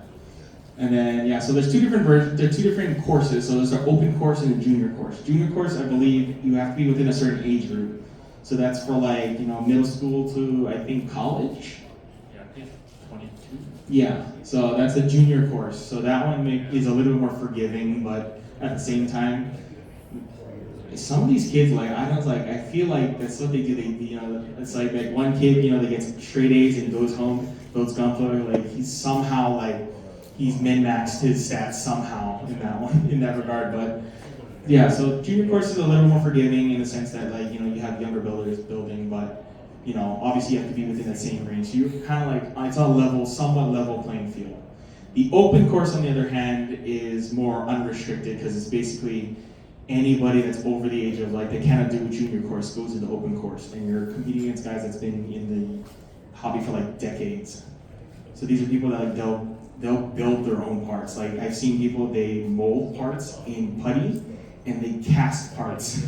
Yeah, 3D printing too is becoming a thing too. I think they banned it recently. They said you can't do 3D printed parts, but they also said that they restricted, I think last year or 2019, they said you cannot use non-Bondi, or a certain percentage of it cannot be, I think 80% of it has to be Bondi specific parts. So you can only put in 20%. I think a lot of people use Koto parts because that's the other big competitor to Bondi that makes kind of mecha related, additional snap-on goods. So. Yeah, there are other companies out there doing robot kits. It's not just Bandai. So there's other groups out there doing stuff. So, or you're you're. up to hit up, but yeah, you can ask us later. Yeah. I think that's it for our stuff because I think we're going into Q&A section now. So I know we answered a few questions during our presentation. Does anybody have any other questions? And feel free to ask us during this, and we'll just get started on the building. If you guys haven't started building it, yes. In the back. Okay, so regarding Michi Storybox, so we did post recently the upcoming July to September Excel sheet for the orders. So for those, if you see it there, that means it is up for reproduction. We don't know if we're going to get guaranteed to bring those in. We'll order them in if you. So you'll fill out the order form and just email it back to us, and then we will from there put in your order, and hopefully the Gunpla gods will be nice to us and they'll give us some mega sizes. I'm pretty sure I ordered a case of RX-72 mega sizes, and there's no status on that. I'm guessing it got canceled, but I don't know. If you guys have been kind of following things like the thing with was it Mecha Warehouse? I think Bondi canceled all their accounts, and basically they have to order from third parties just because of all the back orders and stuff that were finally flooding back in. But we'll try and order them in. If you're putting in an order for the mega size kits, we'll definitely be putting those in. I'll be double checking with our sales rep to see if we can get, if there's any tracking. Was there a specific mega size you're looking for? The elusive Zakutus that will never ever be reprinted in mega size because they know exactly what they're doing. We had one, and then I've never seen one since, I think it was 2015 was the last time I had one. Yeah. They didn't have any in Japan. I went to the gun base recently, they had no perfect grades, no mega sizes. Yeah, I mean, I don't know. It's what's it called? The lesser two evils. It's either you get a lot of high grades and you get no higher tier kits, or you get a lot of high tier kits and you're dry of high grades for the next quarter. But yeah, thank you for that question. Anybody else with any additional questions? If not, we're gonna, obviously some of you guys have started building. For those of you who are interested in building, what's that? Yeah, well, I know. Yeah, in the back. Yes. So for the air grade kits, I'm not eligible, or can I just call them on the software? Or they're being held? I'm looking at you because I know you know better. But no, so use one of these. use tools. Unless the box itself will say that, on the side it'll have 3 icons. It'll have a glue bottle, a paint bottle, and a nipper insignia. Yeah. So if you guys can see, one of our attendees is showing, are kind of holding up his box. It'll say what is required. So most of the time, if not all the time, it'll say no glue, no paint, and then it'll just say tools recommended. No tools. Okay. Yeah. So it'll tell you if you need tools or not. But if you're planning on getting into this as an actual hobby, you're not just Tools. Yeah, you'd want to get tools. At least a pair of nippers and trust me, that pair of nippers is gonna last you, if you take care of it, it'll last you a while. Because I think I still have mine. It's like, before they even did the entry nippers, I bought like a pair of nippers from online, like the really cheapo kind. And I've just been taking care of it. And it's served me well since then. It still works. Yeah. Well, also, I want to promote our next build day. We have I run build days, and we have another one coming up next month. And we have these little cards. They're in the back over there by the kits we have in the back table over there. And you're welcome to take one. And it's we're called the Hawaii Gunpla Workshop. That's what we call ourselves. And you can find us on. I just finished putting up the pages. We have one for Instagram. We have a Facebook page. You can join, and I'll be updating those pages, like when the next build day is going to be, and location and the time and all that. Or you can just take one of these, and you can come. You're more than welcome to come to our next event. It's located. We're in the Konko Mission of Honolulu. It's on Liliha Street. We have a big social hall that's upstairs. Plenty of space for people. A lot of builders come from all over the island. We have guys who come that have experience doing LEDs. We have one of the guys he's done the GBWC. We have guys who do resin work, paint. So if you have questions or you need help, you can just come and hang out for the day, and we'll help you out the best we can. And so please consider coming. You can take one of the cars. You can ask me about it afterwards if you want to. Same goes for Michi's Toy Box. So for us, we do have a lot of beginner builders that come into our store, and they want to start their Gunpla journey. We do help them out a lot as far as giving recommendations. We also do sometimes special deals. You gotta make sure that you guys are set for to start your journey. So as stated before, we're downstairs in the vendors room, booths number 1315 and 1317. We have a special going on right now for a beginner build to get you guys started. If you guys want to build today during our panels, our panel's going till 1:30. 1:30. So there's more than enough time for you guys to get started on a kit if you haven't bought one yet. We do have an influx of really good starter kits. If you guys want the entry grade, I think the ones we sell, we have the full weapon set with the standard one. We also have the Revive RX-72 for high grade. Those ones will run you I think they're all sub $20 kits, and the nippers themselves will probably bring it up to $40. I think should be fine. Yeah, so $40. Yes. What's the difference between, so there's the nippers that they're more pointed and they kind of angle down, Was it Mr. Sharpness nippers? and then there's the more flat ones that they're more squared off at the end. What's the difference between those two? Oh, okay. You mean the tip of it, right? So when it's closed, it's squared off the top. It doesn't have a sharp blade to it, right? Yeah. I'm thinking it's maybe this one, because I've seen a couple, the God Hands have a flat top. Those ones, so if you guys aren't familiar, I know some of you guys are familiar with the God Hands. Most nippers, what they'll do is they'll pinch. It's two dull, blades that will pinch certain parts of plastic together, and then it'll snap it at a certain point. So it gives it enough tension to snap a clean cut, usually a clean cut, or a clean break. What the God Hands does is, instead of having two dull blades, it has one dull backing and one sharp blade, so it'll actually cut into the plastic. Yeah, so it's called a single blade nipper. So Yeah. only one side is actually sharp. Yeah. So, but as for, I'm not so sure about The that. Mr. Sharpness nippers are usually, from what I've seen, they're used for very small pieces, or pieces that you need a special angle to get it, antennas or the V fins for certain Gundams. Yeah. Those ones would require Mr. Sharpness nippers just to make sure you don't snap the antenna. Yeah, so this one, I have a pair of God Hands here. They have a thinner blade, and I have a blue handle pair, and that one's got a wider blade. So this one's good for getting into really thin areas. You gotta cut off pieces, where the other one's not so great at it. So just different tools for different cuts you need to make. Yeah.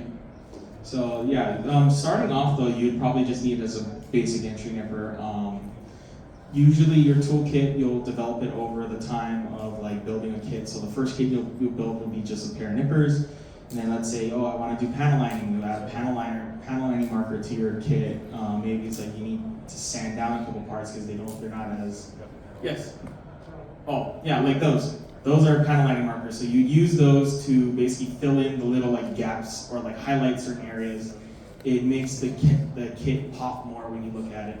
Yes? Have you ever had any instances where you accidentally over sand and like round off an edge or lose detail off a part? I've done that with X-Acto knives more than I like to, think about. But yeah, I've done that multiple times. It's, especially I started using the glass files. Those can be, if you're not paying attention close enough, you'll sand down more than you should. And there's like, it'll be flat and there's like a divot, and I'm like, Yeah, you have to be really careful. Take your time, especially if you're sanding and using like something really strong, you're gonna cut the piece down real fast. yeah. So Really careful. another tool that we sell downstairs, I don't know if anybody has it here, it's the sanding sticks. So what they are, they kind of look like, so they kind of look like these. They're like basically, nail files or whatnot, yeah. So they look like these. Yeah, they're like a foam board in the middle and they have sandpaper on the outer edges. So these are pretty good for like sanding down. I find them actually a little bit better to use than, I used to use I cut the sheets of sandpaper, the hobby ones, and those can be kind of a pain in the butt because you wear them out really quickly. These foam sticks actually tend to be a lot more like reusable than those. That's pretty good. Yeah, they last a good amount of time. You might also want to get one of these. If you can find it, it's a lifesaver. It's a part separator. It will save your fingernails and fingers. Yep. Because this is for when you put pieces together and you forgot to put the flip polycap it on a on. piece. And then you're like, how does the leg connect? So you need this. So this one's great. You can stab it in there. It's good because it's dull. It's not like, I've done it more times than I'd like to count. I've used an X-Acto knife to separate my parts, and I cut into one of the parts, and I have to somehow like putty it or like make it look like it's all good. I think one time I used cement to try and melt some of the plastic, so hoping it would like kind of brush over that one section, and then re-sand back. Yeah, the things you do to make sure that your friends don't know that you just screwed up your Gunpla that you bought just 5 minutes ago. But yeah, yes. I guess on the question of like sandpaper, how do you determine whether you use a file over sandpaper or like the full sander? We're talking like metal file, right? Yeah. Yeah, so I have experience with this. I thought the metal file was the superior thing to use on the Gunpla. Oh, how wrong I was. Because it was the first time I ever used a metal file.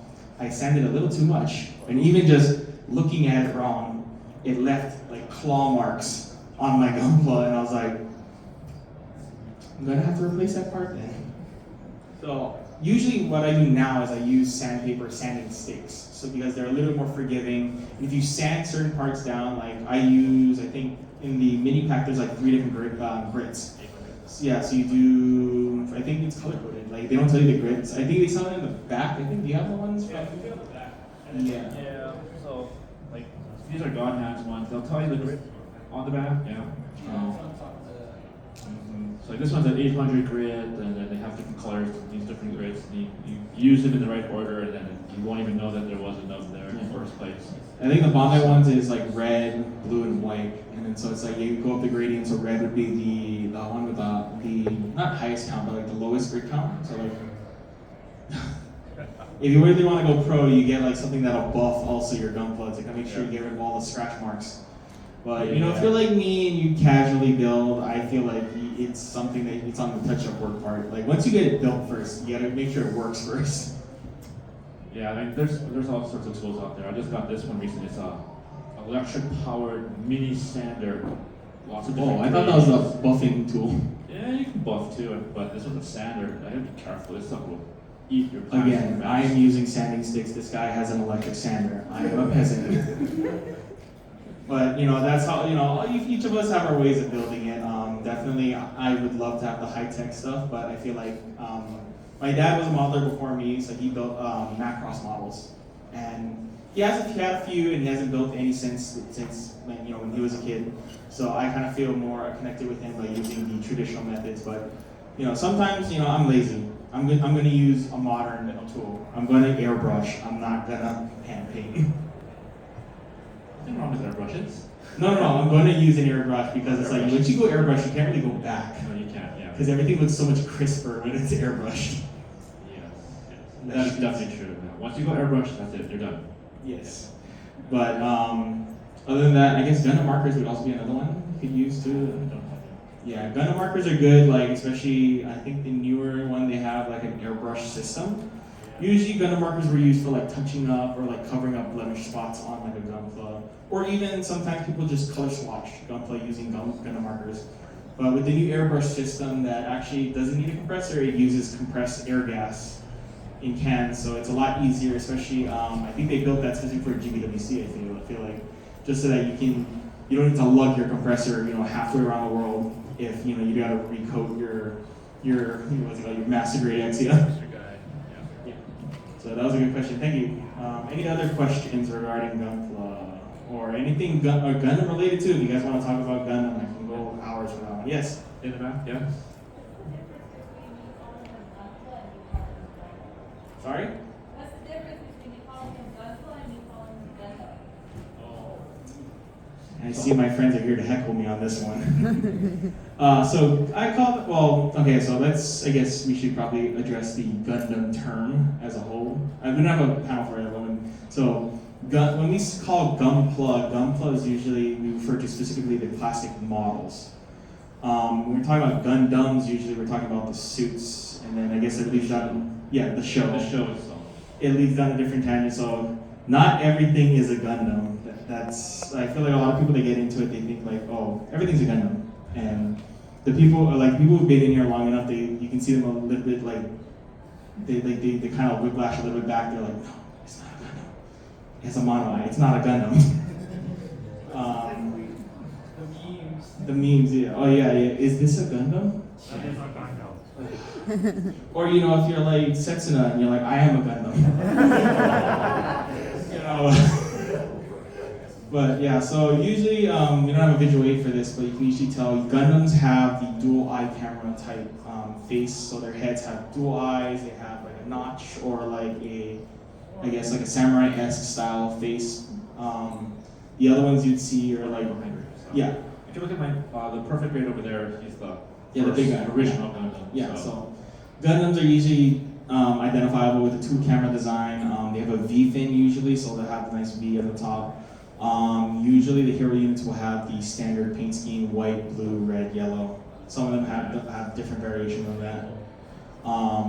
There's the other suits in the series that kind of categorize them as Zakus. So those are the ones that you'll see, they look like they're wearing gas masks, they have mono eyes. There's a Zaku behind you, it's a short little red dude. Yeah, He's so a Zaku. I would say I was gonna say they're the mooks of the Gundam series, like the disposable infantry. The old sponge. The same could be said about the Jims. The Jims are the Federation's disposable infantry. The bullet sponge. Yeah. Well, I'm just saying, I like Jims. I think they're cool. And I like that they can take a hit better than a Zaku. We don't talk about the Leos. You're exploding. The Leos, you look at them wrong, they explode. You blow on them, they will fly. I don't know why, they defy physics. But the kind of the terminology, Zaku's, Jims, Gundams, it's dependent on when you go into your local shop, so when you ask the attendee, I'm looking for like a Gundam or I'm looking for a Zaku or looking for a Jim, they can better help you out. They can kind of figure out what you're looking for, what kind of category to put you, what type of suit you're looking for. Yes? This is more Gundam series related, but how would you explain certain Gundam designs, like for the new series, that not everything is a Gundam, but there are some that look like a Gundam, but it is. I see what you mean, sir. So that's good. This is deep cuts now into the lore. So yeah, so that's it. Okay, that is a very weird one. So that's kind of like, I feel like where some people get confused is that certain things look like they're Gundams, but they're not really Gundams. Like who here knows of the Moon Gundam or seen the Moon Gundam before? The one with the red crescent. Oh, okay. That actually is not a Gundam. It's a Vargil with a Gundam head. It is a mass-produced. It's a mass-produced. What's it called? An antagonist unit that has a Gundam head strapped on it.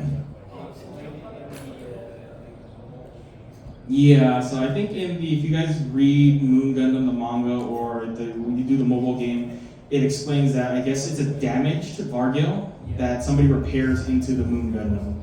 So there's a lot of things that can make it into a Gundam or it'll mimic a Gundam. There's also stuff like, I don't have an image for this, but if you look up the B Gundam, it is a ball with a Gundam face on it. It was used as for psychological warfare. So in the continuity of the original series, the Gundam had this reputation. Its nickname was called the White Devil because it would eliminate entire battalions of Zaku's and units.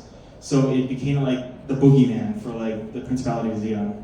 So a lot of times they used that psychological warfare. They strapped a lot of these suits with Gundam faces on them to kind of psych out the enemy.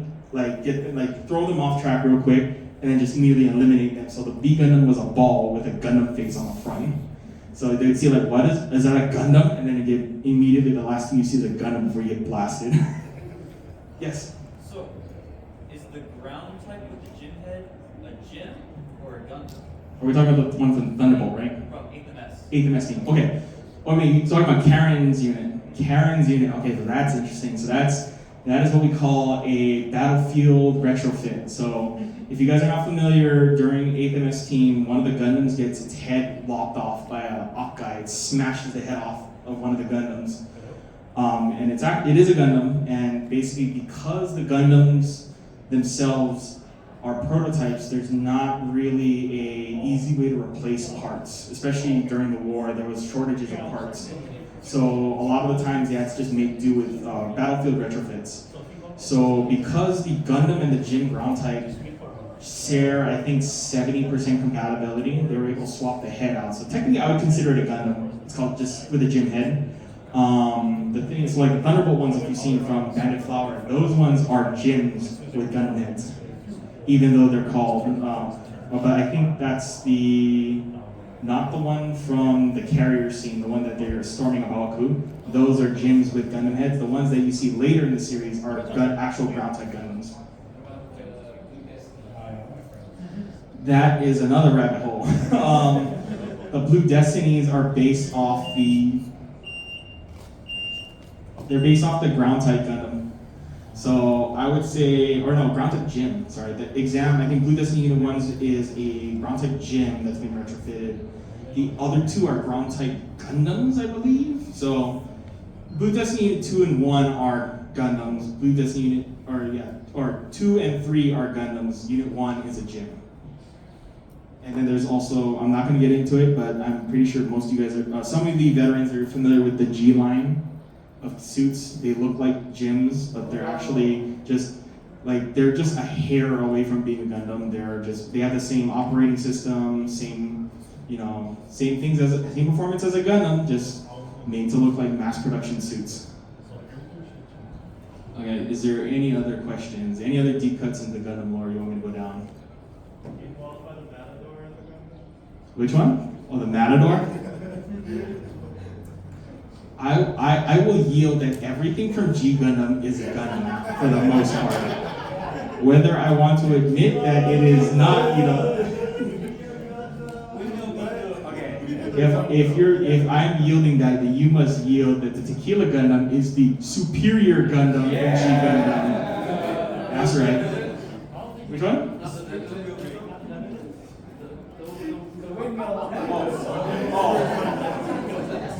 I mean, okay, I just think everything for that series is fun. It's tongue-in-cheek, especially if you've seen the scene where they're all launching into space to help Domo Kashi them.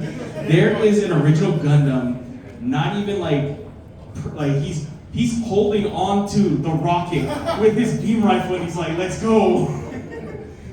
And they're launching him on a rocket. He's holding on to the rocket for dear life. So I think just G Gundam's funny, and I think it has everything in there. Except for the Mook suits are going to be Gundams. Even the Devil Gundam is a Gundam. But yeah. You can choose any Gundam from any of the series. Which one would you pick? Oh man, that's a while. How about Clayton? What you gonna do? I think the camphor. That's mine. Wait, Gundam, right, or Mobile Suit? Well, mobile suit. Oh, Gundam. Gundam. Oh, I gotta think. Any mobile suit is camphor for me. So, Gundam. Oh man, you know I'm a sucker for MSVs. Why you gotta do this to me? Like, there's so many of them that we haven't even. Oh.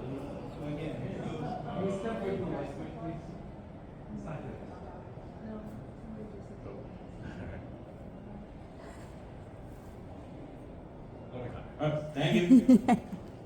Okay, so I'd say for Gundam. Wait? Oh yeah, I don't think that was that.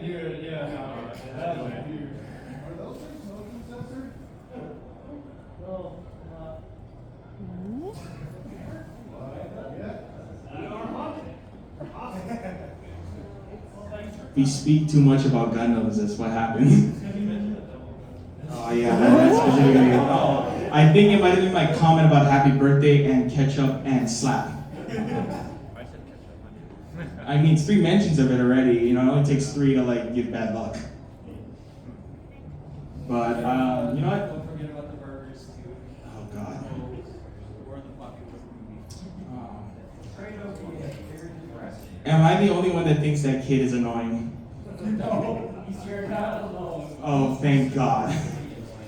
My friends are telling me like, you know, War in the Pocket is a good series. Like, yeah, if they took Al out of it, I would have been more thrilled. I think Al is just annoying.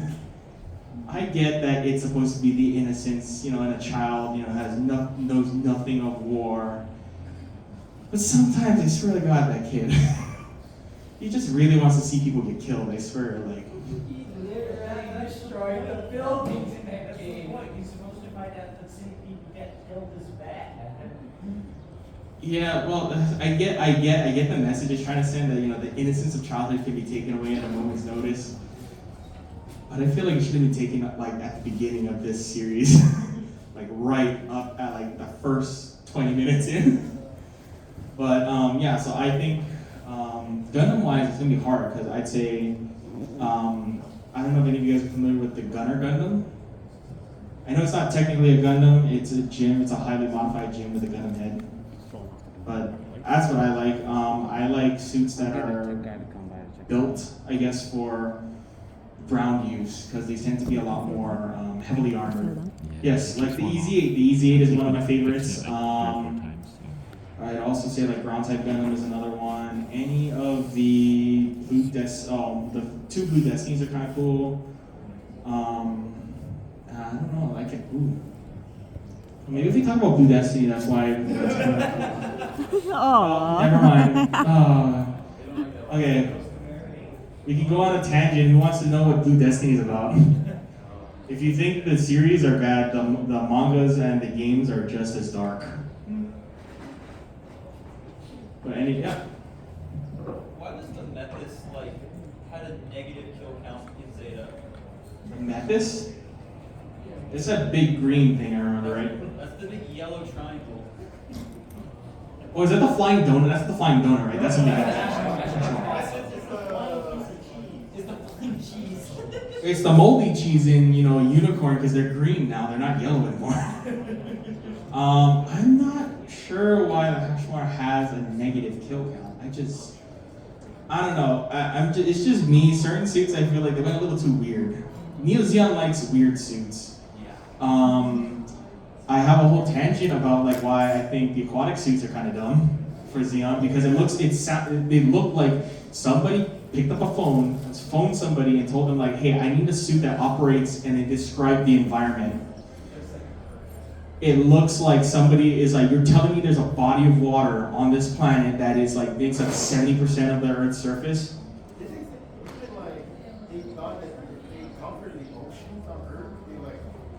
That's partially true, yeah. I think that's one of the lore things, is like they thought they would conquer the seas. But little did they know that, you know, we have things called airplanes. You forgot about the planes. Yes, we can just travel things over on cargo planes. Or the guy, the 2G one, yeah, the guy that, okay, who here plays Battle Operations 2? Okay, you. Okay, you two know then the odd guy is the most infuriating suit to come up against because that guy just whips you, and then the whole team, once he's got you down, then the whole team just curb stomps you.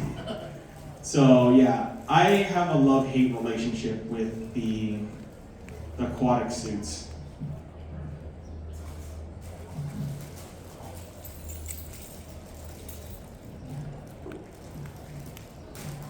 Any other questions?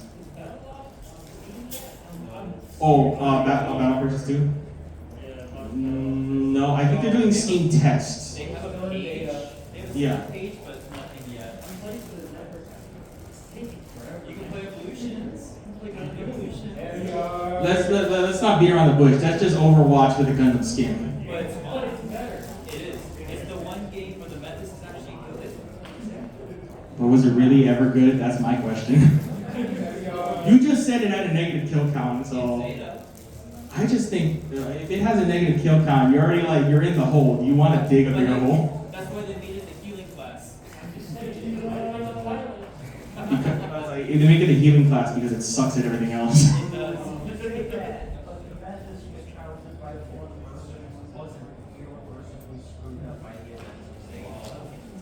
Metis was piloted by Bob.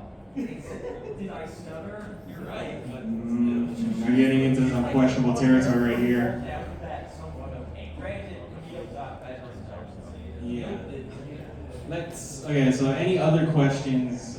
Anything about Gunpla? So, Clayton here, it looks like he's rearing to go for some questions about Gunpla. What's your favorite kid? My favorite kid? I'm gonna start building there. Let's see. I don't know if I have a favorite, but I know good build, really fun builds. Things that I would suggest, like the MG Barbie from the Iron Blooded Orphans. That inner frame is crazy, and you can do all kinds of nuts, really crazy stuff with that one. Oh, what else is really good? I like the perfect grade in the back, the Unleashed. That one was really fun to build. And I'm really a big fan of all the new Witch, the Witch from Mercury. All the HD kits have been spectacular kits. Really nicely engineered, lots of possibilities, nice designs. If you had to choose between Bandai and Kotobukiya, which one would you choose? I'm going with Bandai for now. Team Bandai all the way. Although I'm sure some folks in here know that China's been putting out some kits too now. All these independent little companies are bringing out new designs. Daibon, I think is one of them. Or if they're still around. Daibon? Daibon. Oh yeah, but they do knockoffs. They're knockoffs, and I'm not down with knockoffs. So, but there's Infinite Dimensions. They came out. They have their Genesis kit came out. There's a bunch now that are coming out. They have there's a group called SNAA. They have the Hunt and Kill. I have a friend who did that one. That one's a good one. And then there's a few others, but.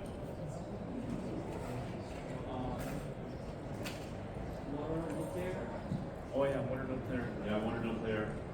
Yeah, that's when they had the owl being with a giant 3-foot-long dragon. I've seen that one. That one's pretty cool too. Yeah. I'm waiting for another one to come. I have a not a third party, but an independent group. They're doing the Ruling. If you've seen that one, that one's pretty nuts. It's coming. It should be here soon, hopefully. It's somewhere in LA right now in terms of shipping. So. Other questions? Anything else about arts related, building related? No. If not, I found out about the lights. Apparently the lights we share with the room next door. And so they need lights like this for now. And so they'll change it back whenever they're finished. So we'll go back to having full lights, hopefully, at some point. Coming right up. Cool. Yeah. So otherwise, it's time that if you brought stuff to build, yeah, feel free. You want to talk to me on the side, I'm totally open to answering any questions. You want help building, you want help getting things to fit together nicely, just tips or tricks, you're welcome to talk to me or even talk to the guys nearby because there's other experienced builders here in the room too. So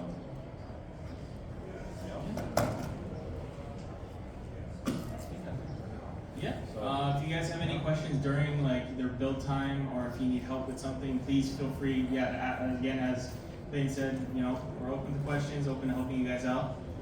Just let us know. If any of you guys do want to like start building, again, we're Michi's Toy Box is located at booth 1315, 1317 downstairs in the vendor's room. We do have a lot of kits you guys can start off with, and they probably would take you only maybe about 30 to 45 minutes. But yeah. And then please don't forget to like grab one of these if you want to come to one of our build days in the future. So they're on the back table over there. Everyone's always welcome to come and hang out and build. So. What's the next build date? It's in May Also, 6th. I do have stickers for everybody who attended the panel here today. If you guys want to come over here and I can give them out. Stickers. What stickers?